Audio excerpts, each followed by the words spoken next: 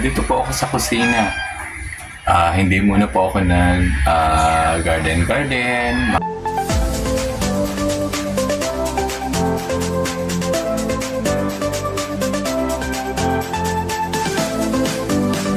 Pag wala po ako sa garden, ang una ko pong ginagawa, dinin muna po ako sa kusina at nagre-ready po ako magluto po ng aming tanghalian. So far po ay luto na po ang aking kanin. And anytime po ay pwede na po kaming kumain kasi yan po, naluto ko na po. Madali po namang magluto pag rice cooker. So, pag luto na po ang kanin, gulay naman po at ulam po namin ang hinaharap ko. Piniprepared ko na po lahat para po mas madali na po siyang iluto. Habang hindi pa po nagluluto ng gulay, ginagawa ko po muna ay nagpupunas-punas po muna ako na rin sahig kasi po syempre po pauli-uli po ako galing po sa garden, minsan maputik. Ang suot kong tsinelas ay napapadiretso na po ako ng pasok, so medyo nagdudumi. So akin po muna lalampasuhin ng kaunti ng basahan.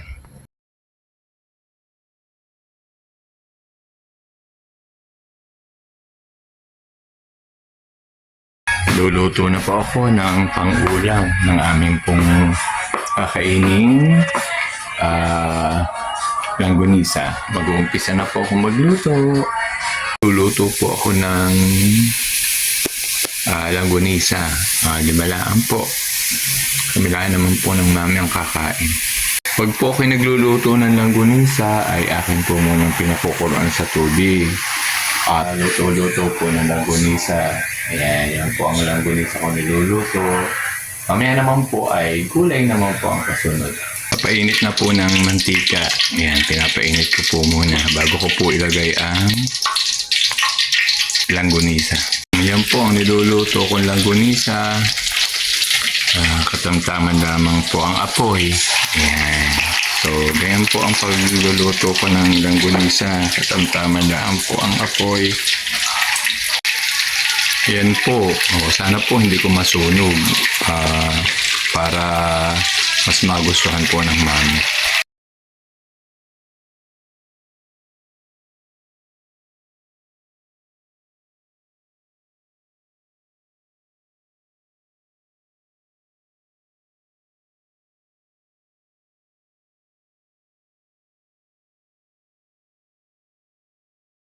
Gulay naman po ang lulutuin ko.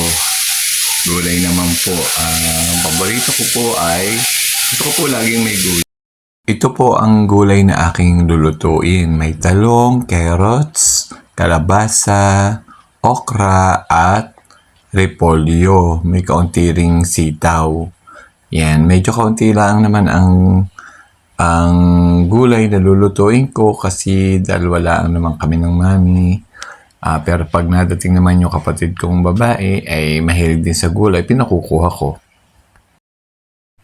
Para mas lalong sumarap, nagahit naman ako ng kaunting taba ng baboy para pampalasa din sa aking gulay na lulutuin. Pag nagugulay ako, naka-ready na, naka-prepare na yung mga gulay para dire-diretso ng lutuin. Meron na din akong naka-ready pampalasa. Malinis na po yung mga gulay kasi nahugasan ko na, naka-ready na po para dire-diretso na po pagka aking niluto. Nakakagana pong kumain pag laging may niluluto tayong gulay. Nagsangkot siya po muna ako ng karne. Mas lalo po masarap ang gulay. Ito po. Nang masangkot ko po ang karne, sibuyas at bawang, nilagyan ko rin po naman ng kamatis. Tapos aking hinalo-halo.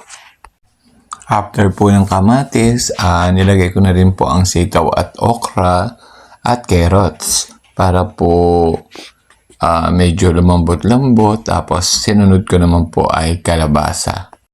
Pag po nagluluto ako ng gulay, hindi po ako masyadong maraming maglagay ng tubig. At pag gusto ko din po sa gulay ay yung para pong half cook at ng masarap-sarap pong kainin ang gulay. Ayan, nilagyan ko din po ng repolyo. So, ito po ang pinakahuli. Nung bumula-bula na po, nilagay ko na po ang repolyo. Dahil ang repolyo naman po, madali naman po siyang maluto.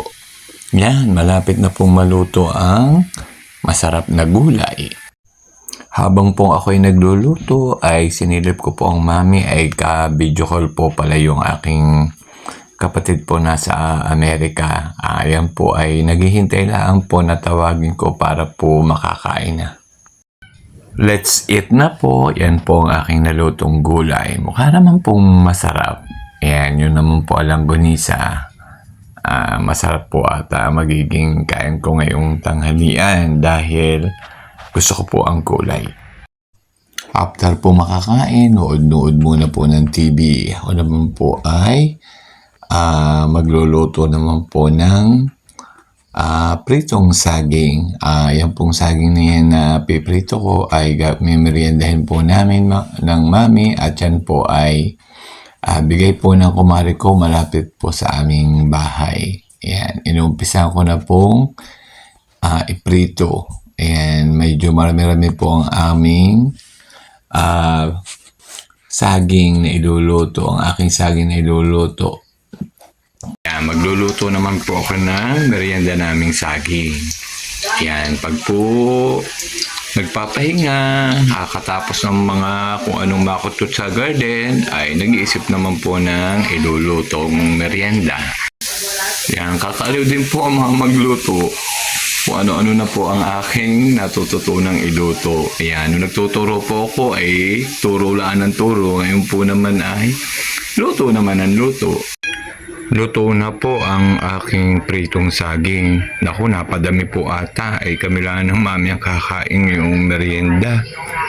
Malamang ay hindi na makakapaghapunan at busog na po. Ay hindi ko alam kung ari mauubos. Kaso matakaw po ang mami ng mga garning kainin. Kakainin ho rin niya ng marami.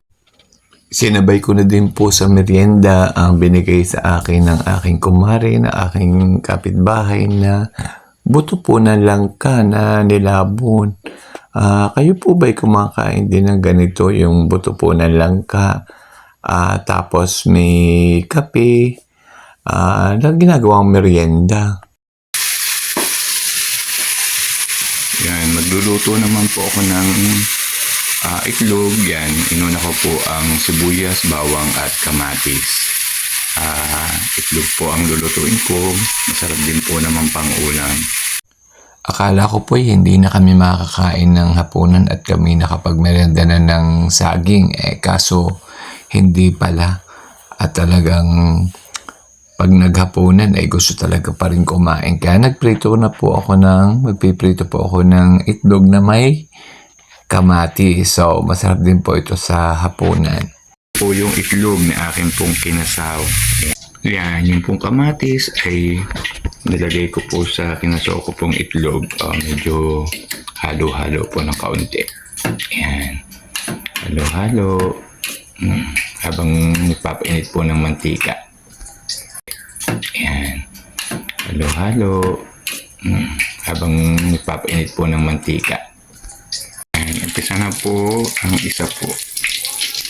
Gagawa po ako ng dalawa. Tig-isa po kami ng mami. Yan. Kakatuwa po ang magluto. Simple pong pang-ulam. Masarap na po. Luto-luto po ang itlog. Ang bango po. Kasarap po. Amoy na amoy. Pati po kahanggan ay amoy na po atari. Amoy na amoy. Pati po kahanggan ay amoy na po atari.